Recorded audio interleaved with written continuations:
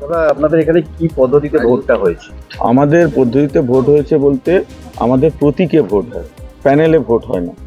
3টে ইউনিয়ন রয়েছে, টোটাল 199 জনের ভোটাধিকার প্রয়োগের অধিকার ছিল, কিন্তু দুটো মিস হয়েছে। 197 জনের উপরে পোলিং হয়েছে। সেখানে আমরা পেয়েছি, পার্মানেন্ট শ্রমিক ইউনিয়ন আমরা পেয়েছি 128টা, আইএনটিটিউসি ইউনিয়ন পেয়েছে 62টা, বাকি 7টা পেয়েছে সিআইটি ইউনিয়ন। আপনাদের যে ইউনিয়ন, এটা কোনো রাজনৈতিক দলের দ্বারা সমর্থিত?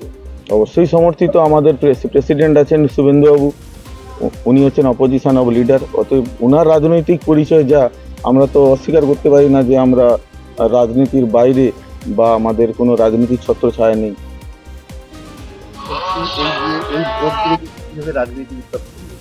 রাজনৈতিক উত্তাপ তো ছিল 2010-11 সাল থেকে।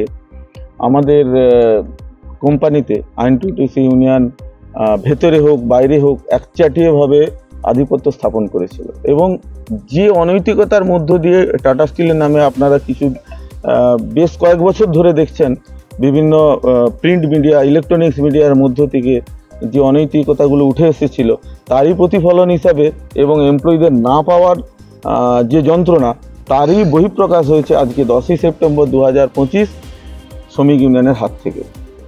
কোথাও কি কোথাও হুমকি টুমকি পেয়েছে? অস্বীকার করার কিছু নেই। এমপ্লয়ীদের উদ্দেশ্যে বাইরের কিছু লিডারশিপ অলরেডি হুমকি দিয়েছিলেন, কিন্তু আমরা সেটা ওভারকাম করতে পেরেছি। এবং আমাদের সর্বোপরি যেখানে মাথার উপরে আমাদের প্রেসিডেন্ট আছেন অপোজিশন অব লিডার শুভেন্দুবাবু, অতএব উনার যে আশীর্বাদ বলুন বা সহযোগিতা বলুন, সেই সহযোগিতা নিয়ে আমরা এগিয়ে গেছি, এবং উনি সর্বসম্মতক্রমে সব ধরনের সহযোগিতা করেছেন। যে কারণে আইএনটিটিউসি ইউনিয়ন এবং সর্বোপরি হলদিয়ার যে রাজনৈতিক পরিমণ্ডলে যে ধরনের শ্রমিকদের উপরে যে অত্যাচার হয়, সেই অত্যাচারকে যাতে কাটিয়ে তুলে একটা নতুন দিশা দেখানো যায়, তার কাজ আমরা শুরু করেছি। এই টাটা স্টিল HMC ডিভিশনের পক্ষ থেকে যাত্রা শুরু করেছি, এবং সেটা শ্রমিক ইউনিয়নের হাত ধরি।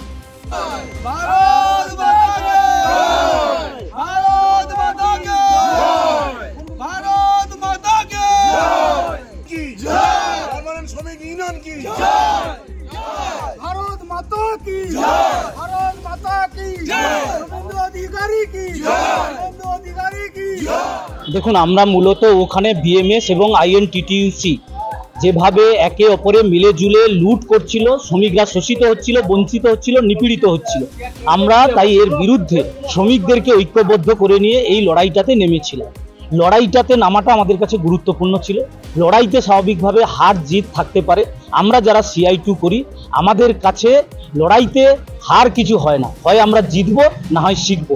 অতএব আমরা আগামী দিনে এখান থেকে অভিজ্ঞতা নিয়ে কমিটি স্তরে পর্যালোচনা করবার মধ্যে দিয়ে আগামী দিনে লড়াই আন্দোলনের রূপরেখা তৈরি করব। না, এখানে তো তৃণমূল বিজেপি একই, দুজনে মিলেমিশেই লুটে পুটে খাচ্ছিল। আমাদের আহ্বান ছিল বিএমএস এবং আইএনটিটিউসির বিরুদ্ধে সমস্ত শ্রমিককে ঐক্যবদ্ধ করে নিয়ে আমরা এই লড়াইটাতে নেমেছিলাম। স্বাভাবিকভাবে লড়াইতে হার জিত থাকে, আমরা হেরেছি। হার থেকে আমরা শিক্ষা নিয়ে আমরা আগামী দিনে লড়াই আন্দোলনের রূপরেখা দেব।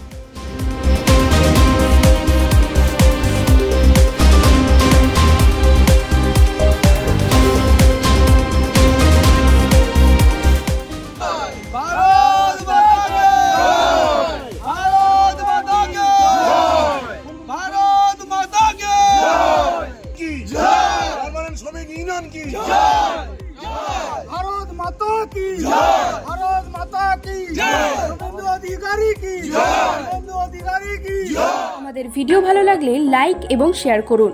কমেন্ট সেকশনে গিয়ে জানান আপনাদের মতামত। আরও ভিডিও পেতে আমাদের চ্যানেল সাবস্ক্রাইব করুন এবং প্রতি মুহূর্তে খবরের আপডেট পেতে প্রেস করুন বেল আইকন।